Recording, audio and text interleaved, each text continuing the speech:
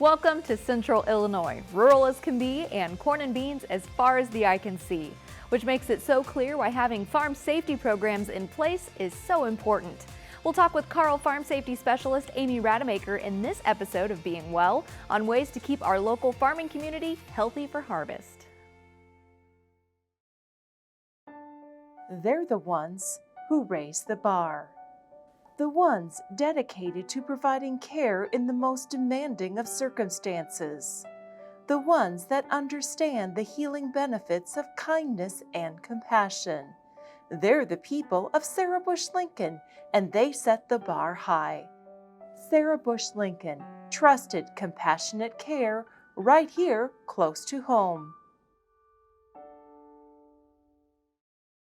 For over 50 years, Horizon Health has been keeping you and your family healthy. And although some things have changed, Horizon Health's commitment to meet the ever-changing needs of our community has remained the same.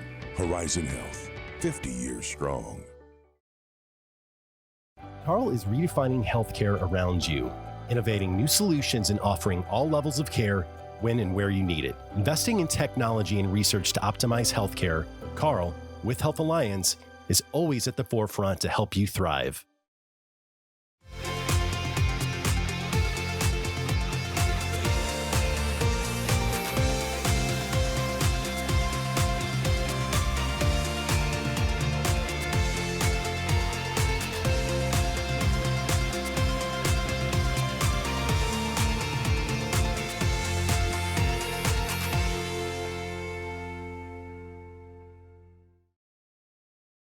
Thank you for joining us for this episode of Being Well. I'm your host, Lacey Spence.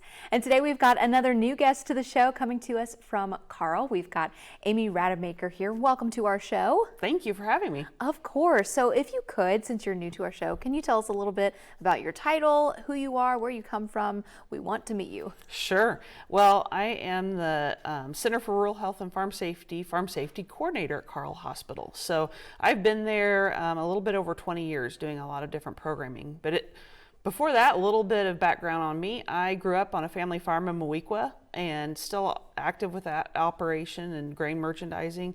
Went to the University of Illinois with an ag business degree, and then found my way back to staying in Central Illinois with Carle, and been blessed ever since. My husband and 2 kids, we live on 5 acres where he grew up on a farm. And that's just a little bit about us. Then the Department of Rural Health and Farm Safety has been around 30 years, and our whole mission is education, outreach, first of all on the prevention side, whether it's injury or illness prevention, then making sure that our first responders are trained and have the appropriate training to respond to an emergency that's on a farm, and then our physicians and other medical staff are prepared to help treat those patients. Wonderful. So it sounds like you've got a passion for it for sure. Definitely having those family ties helps. Absolutely. So as we dive into this topic, what would you say is maybe the biggest issue or a good place for us to start? There's so many of them. Yeah. I want to talk probably first about tractor overturns. Tractor overturns are our #1 leading cause of fatalities in Illinois and nationwide in the farming community. So we need to think about that. Even in flat Central Illinois, it's still very much an issue, whether it's a sinkhole, a stump, somebody not familiar with where they're working, getting too close to a ditch. The list goes on and on. But reminding farmers that we have a seatbelt for a reason, we have a roll bar for a reason. I know most farmers don't use those seatbelts, but we need to use them.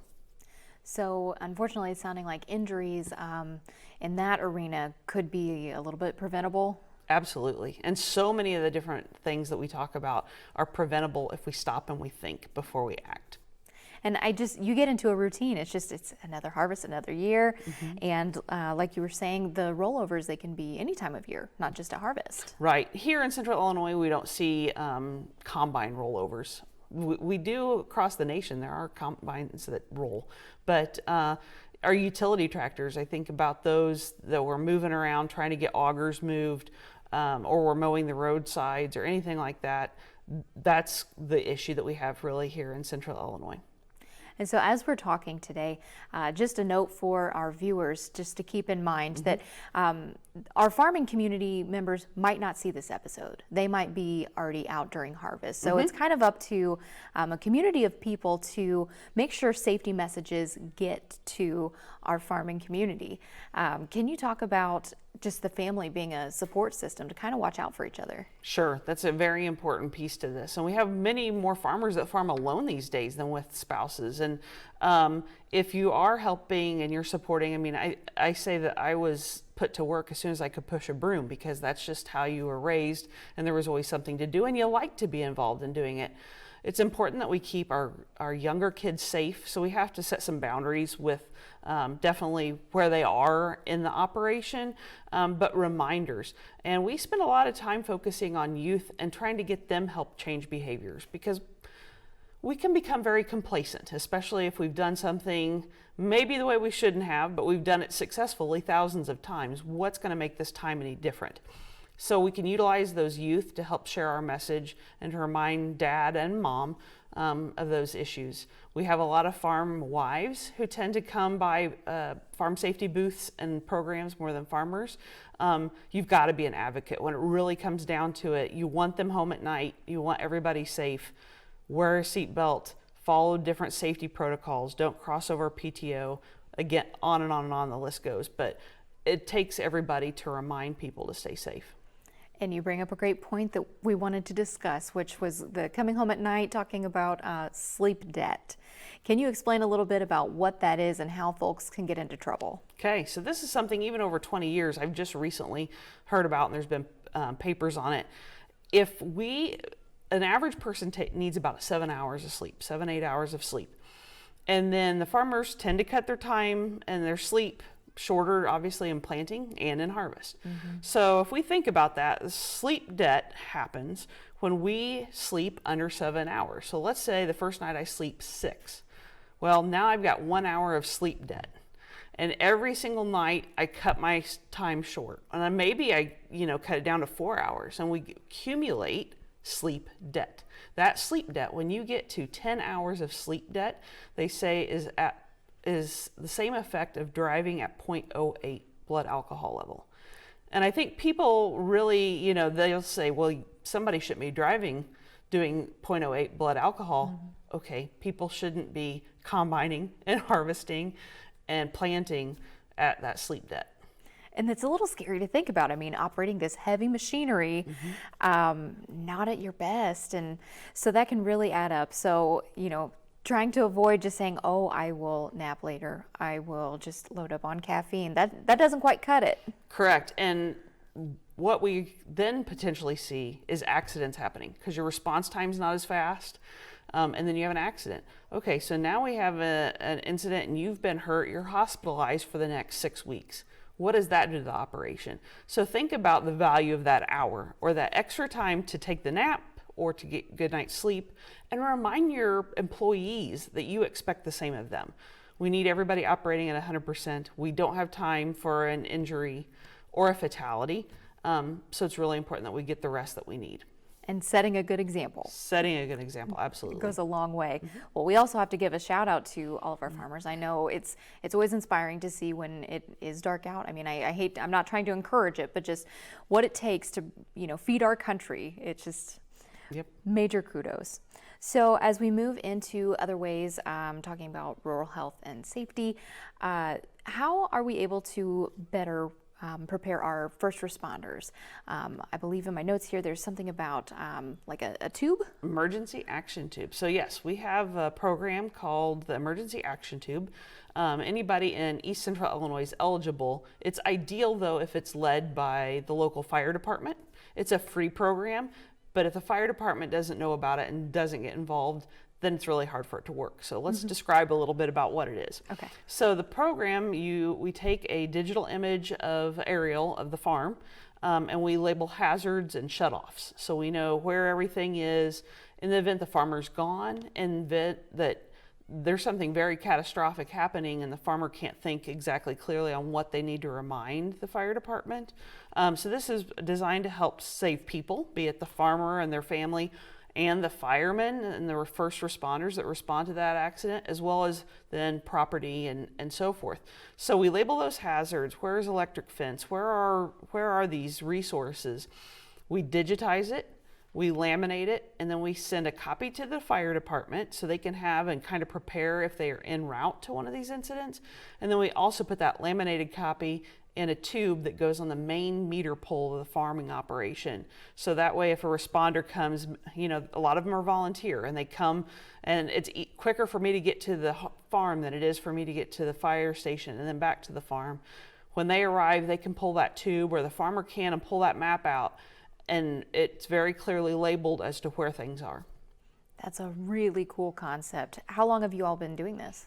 It's been around for the last 18 years or so. We went from graph paper to now digital images, but I am the person that's spending most of the time out doing those maps. So if we can easily train a fire department to go out and do them. They take just 5 to 10 minutes to do a map, and it's good to meet those farmers as well. So obviously not during harvest would this be a good idea, Yeah. but this would be an awesome project as we head into winter.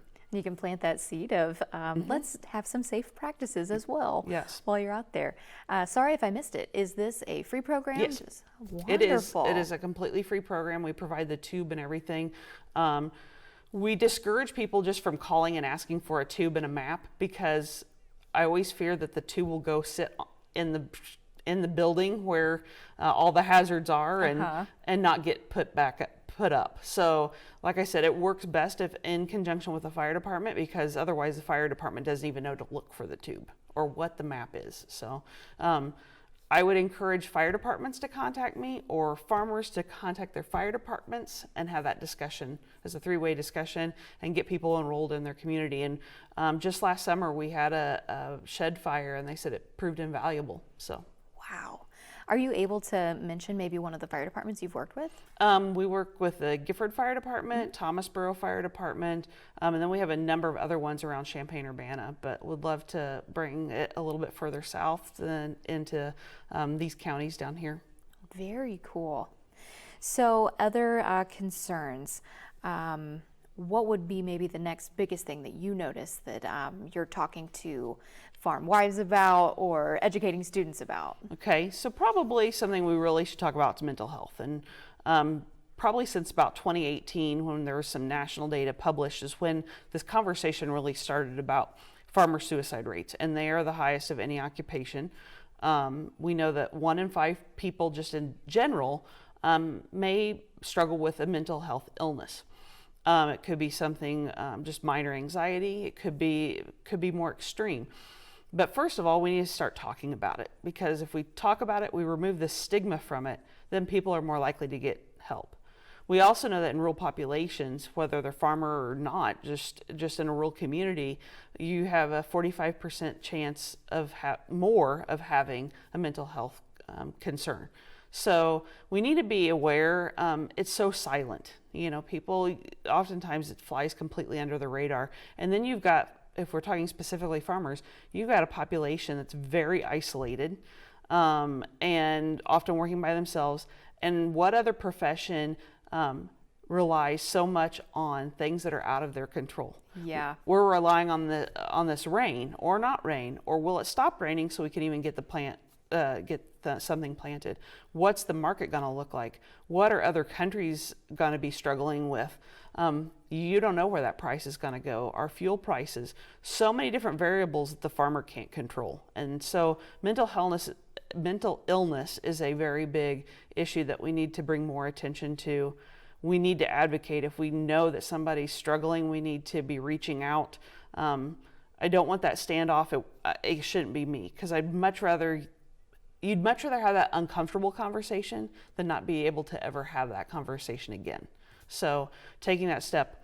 Carle does offer mental health first aid classes, similar to like a first aid class you'd take for somebody who got a cut or a bite or a sting or something like that. Mm-hmm. We offer those classes. They're at carle.org/MHFA, mental health first aid, MHFA. People can register for those classes at a pretty minimal fee to just kind of help identify and understand mental illness and how to respond. And actually, that was going to be one of my questions. Without visiting the website, if the folks, they're too busy at home watching, is there any top points that you could just point out of things we could look for? First of all, we have maybe they're sleeping more. They're not grooming themselves, they're not taking care of themselves. For people with livestock, you may see a livestock decline. So the livestock that are normally very cared for, they're starting to become thinner. They're not being fed quite right. Somebody that's very quiet is even more quiet, or maybe all of a sudden they're really outgoing. Something that's just different with their personality. Those are some signs and signals that we watch for. But you've really got to have that conversation. And I encourage farmers during harvest and planting, call a farmer when you're in the field. Call another farmer, check on them. Doesn't take much time. And now with auto steer, we have even a little bit more of that availability. Utilize that time, call your friends, make sure everybody's okay. And after we start having this conversation, what, besides calling, and checking on each other, trying to build that community, what other ways can we help support our farmers? Yeah, and where do we go from here? So there's a couple different options, especially related to farmers. There's a program ran through the University of Illinois, and we can get that information, but I have it on my website at carle.org/farm safety. But there's the North Central States. It's a stress assistance program that's ran through the U of I. They have counselors who have experience and understand agriculture, because I think that's different. If you called the National Suicide Hotline, which I still would encourage anyone to do if there's that need, but these other helplines can provide somebody on the other end who understands agriculture. And I think that that's a little bit more welcoming, because you think that they maybe better understand it. There's the Iowa Concern Hotline, and even though we're not in Iowa, it's a free service, and that can be called. And again, I'll make sure that all these are on our website, easy to access. And then Southern Illinois University and some funds from the Illinois Department of Agriculture also has a helpline. So plenty of options. We just need to get rid of the stigma and make sure people have the right resources and tools, and just don't ignore any of those signs and symptoms if you're really concerned about them. And I find it so interesting that a lot of the maybe monikers of it that you point out, you might just have thought of oh, Grandpa was always quiet. He was just that, that stoic patriarch of the family, and you wouldn't even know if he was, pushing something down. Right. And, we always say farmers are first to make sure that their family and their livestock and their crops are well protected. And if they needed something health-wise, the farmer would want them to have that service. Those are their loved ones, and they want to keep them in the forefront. We need them to take the same thought process to their own mental health. Definitely. So we've covered rollovers, we've covered sleep debt, mental health. What's next? Probably grain safety. Okay. We have seen a decline in grain entrapments, but there are years that we have these spikes. And what this year will pan out to be, hard to guess at this time. Planting was late. Probably harvest will be late, but will it be a wet or will it be a dry harvest? That can then be indicative in December through February or March what our entrapments are going to look like at the home. We should never be in a grain bin, especially when there's grain flowing, but we should always use other systems to check on our corn, to monitor the situation rather than entry. If we have to enter, we need to make sure that we use lockout, tag out, try out, and I can come back to what that means here in a little bit. We need to make sure that process is in place. We need to make sure harnesses are used properly and what we call a belay system. We need to make sure that there's a spotter at the window, at the door on top looking in, who has constant communication with the farmer that's in the bin.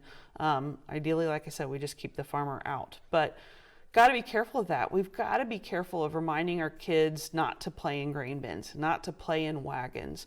And while we're not maybe moving grain right now in this wagon so the kid can play in it like a sandbox, how many times are they going to crawl up there now thinking that it's always a sandbox, and somebody comes along and opens the gate, and all of a sudden now we have an entrapment? So it's something that we need to consider about. I'm going to go back to lockout, tag out, try out.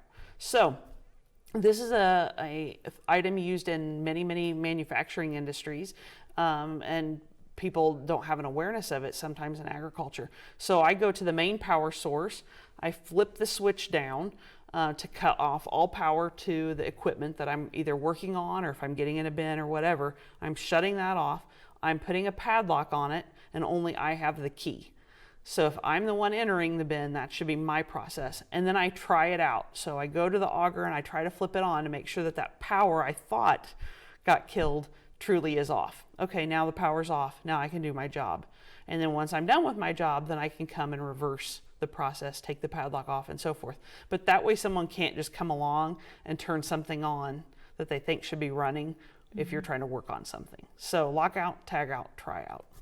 You broke that down really well because my farm knowledge isn't great. Yep. And so as we move on from that, are grain bin fires an issue for folks as well? We don't see as many grain bin fires. We will see some barn fires, but grain bins not anymore. I mean, people really watch the condition of their grain pretty well. As we're looking at harvest, though, probably one thing we do need to talk about, because I don't know how wet exactly it's going to be, is making sure that we're prepared for a field fire. Do we have a charged fire extinguisher on all the equipment in the trucks? Do we have we talked to all of our employees about the process? If it's a fairly dry harvest, I always recommend, if you've got a tractor that you can hook up a piece of tillage equipment behind, have that at the ready, so that way you could try to till around the fire and prevent further spread. I know in some of our past years when it's been extremely dry, we've even had fire departments call upon and figure out what farmers are prepared so they could call someone into action at that point in time. So making sure that we're prepared for fires. Do we know how to get to every field? Could we explain to everybody on the phone how to get to this particular field that maybe doesn't have a house or a landmark? Making sure we have those directions written down. That's something we don't think about very often, but in a panic situation, it might be hard to give those directions. So that's why it's so important to have one of the tubes. Yep, the tube. So you got the aerial. It will help on the farm itself, but for all those things that could happen at a field that's not next to the farm, it's really good to write directions down to the farm. Have it in every piece of equipment and every truck, so that way if anybody has to call, they know, okay, well, this is the back 80. We'll use that as an example. Yeah. Back 80. These are the directions from the fire station how to get here. This is the nearest intersection. So having those things written down, because you may also have an employee who has only been working with you a couple of weeks, and all of a sudden there's a fire and he knows what we call the field, but that's all he knows. Right. Well, and I remember growing up, I had a friend who lived on a farm. She lived in Yellowhammer. And how did you get to the house? Oh, you take a left at the T, and there's a big oak tree there. You can't miss it. And it's like in the moment of trying to communicate with a first responder, I mean, those details might just go to the wayside. Absolutely. So with our farmers, I think we've covered quite a lot here. Is there anything else, any potpourri? Do they have to have, as far as like standard operation, like is it required to have fire extinguishers and things of that nature on the farm, or no? There are different laws with agriculture. It depends on how many employees as far as OSHA regulation. Okay. So if you have more than 10 employees, you have to file all those general duty clause options, or not options, but requirements in the OSHA standard. But farming is different. So if you have under 10, or you have seasonal help and how that plays into it, those certain things do not have to be required. However, you are opening yourself to some litigation if you're not prepared. So even though it may not be required by law, let's be realistic, and we should make sure we have those things in place. We want everybody to be safe. And you had mentioned fire safety equipment. Is there any other general practices that you would maybe try to pass along while you've got the floor today? No, it's just reminding ourselves that something can happen at any time, and it doesn't matter how many times you've done it. It doesn't make it safe, and make sure that we're relaying that information to our children and our employees, that these are the expectations, and I will demonstrate those, and I will model those expectations. I also think about youth, just putting this in here, this time of year, it's very easy for them to get excited, want to come to the farm, want to see things. And there are so many blind spots in a farm. So we need to make sure we set those ground rules with our youth on where they can and can't be, and make sure that they have proper supervision. It's not ideal for them to be in the tractor for 4 hours because somebody needs to go run errands. We need to have proper child care.